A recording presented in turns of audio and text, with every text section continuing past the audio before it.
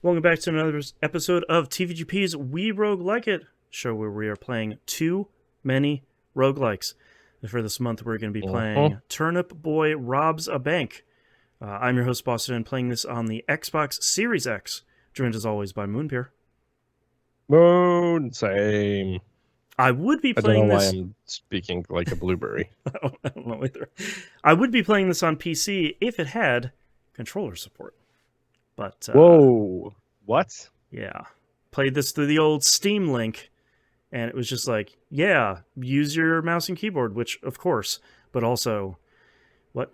So, let's just Okay. let's. So you had to break out your most hated device and I your did most my hated Series X. controller.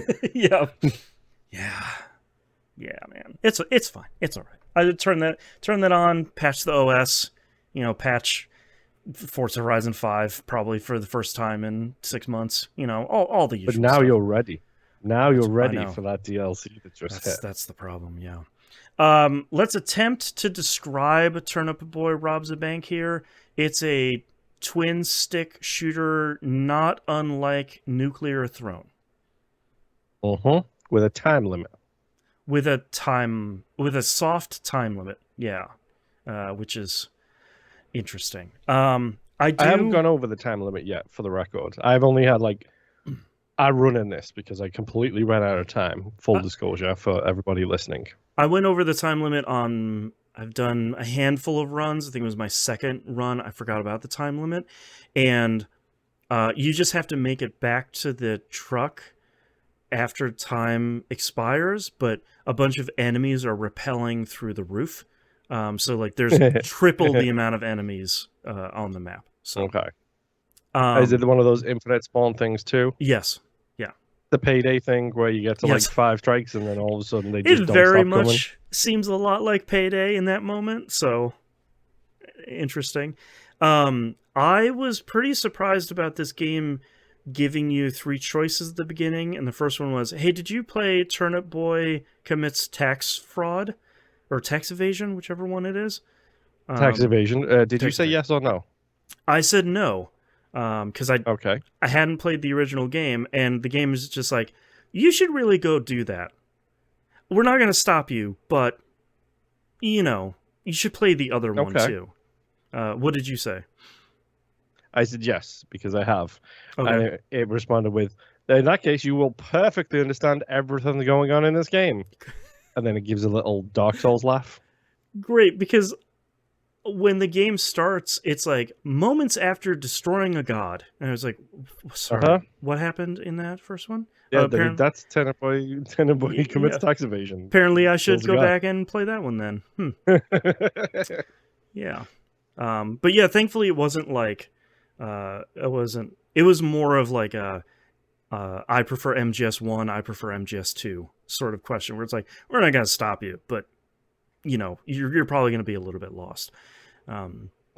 So far the beginning of this game has largely been, hey, go do a run. You have Hold on. Yeah. Hold on. Did you ask for the easy mode or hard mode? I asked for easy mode because I wasn't sure what the difference was, which was kind of frustrating when posed with that question. I also don't know the difference. Hard mode seems to be easy, just so you know. Okay. Easy mode seems pretty straightforward. I don't know if I'd call it easy so far, but I feel like I'm running into a lot of enemies that aren't shooting me, so maybe that's the difference, I guess. But what was the third question? Because there was three of them. The third one didn't really matter that much, if I remember. No. Either that or it was just like, let's get into the game. But yeah, I've done a handful of runs so far, and it seems very much like you need to get from point A to point B and get some loot along the way, like earn some money, shake down some enemies, and loot this bank. Literally shake them down. Right. Literally shake them down. Pretty good animation. And then like you get further in, point B keeps moving further and further in the bank as you go. And then every time you reach the end, they're like, well, come back and buy something on the dark web that will get You need a laser through this pointer. thing.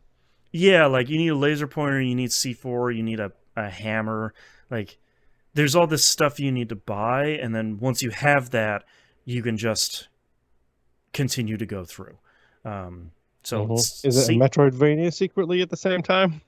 maybe, I kid. yeah, I don't, I kid. I kid. a light, yeah, light Metroidvania here.